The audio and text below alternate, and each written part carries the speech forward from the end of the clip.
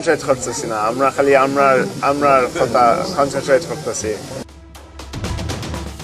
গেল বছর দেশে ফিরে হামজা বলেছিলেন ভারতকে নিয়ে ভাবতে চাই না, আর রোনান সুলিভান বললেন থামতে চাই না, ভারতকে হারিয়েই থামবো। দুটি ভিন্ন সময়, কিন্তু কথার ভাবার্থ একই, ভারতকে হারাতে হবে। ম্যাচ সেরা হয়ে অকপটে বলে গেলেন নিজের পরিকল্পনা, সেই সাথে দেখালেন সাহস, যা জুগিয়ে এনেছেন পাকিস্তানের বিপক্ষে জোড়া গোল করে ম্যাচ জিতিয়ে।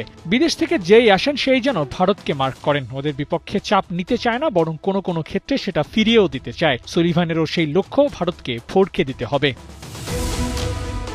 ২৬ মার্চ ভারত পাকিস্তান ম্যাচ, দুদিন পর ভারতের বিপক্ষে খেলবে বাংলাদেশ। প্রথম ম্যাচের দাপুটে জয়ের পর ফুরফুরে মেজাজে থাকা বাংলাদেশ দলের জন্য সহজ হবে না টিম ইন্ডিয়াকে হারানো। তবে জয় দিয়ে শুভ সূচনা করা বাংলাদেশের জন্য জয় পাওয়াটা অসম্ভব নয় বটে। সুলিভানের এই অদম্য ইচ্ছাটা বাকিদের মধ্যেও টনিক হয়ে কাজ করতে পারে।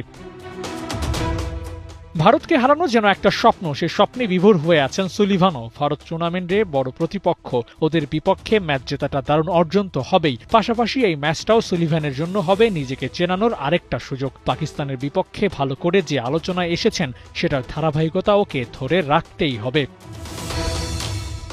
সুলিভানের জন্য অপেক্ষা করছে জাতীয় দল। ওর মতো সলিড পারফর্মার থাকলে অ্যাটাকিং লাইনটা আরো সমৃদ্ধ হবে। হামজাদের দরজায় নক করার আগে এই টুর্নামেন্টটা হবে ওর জন্য আলাদা, কারণ এখান থেকেই একাধিক প্লেয়ার জাতীয় দলের জন্য বিবেচনায় আসতে পারে।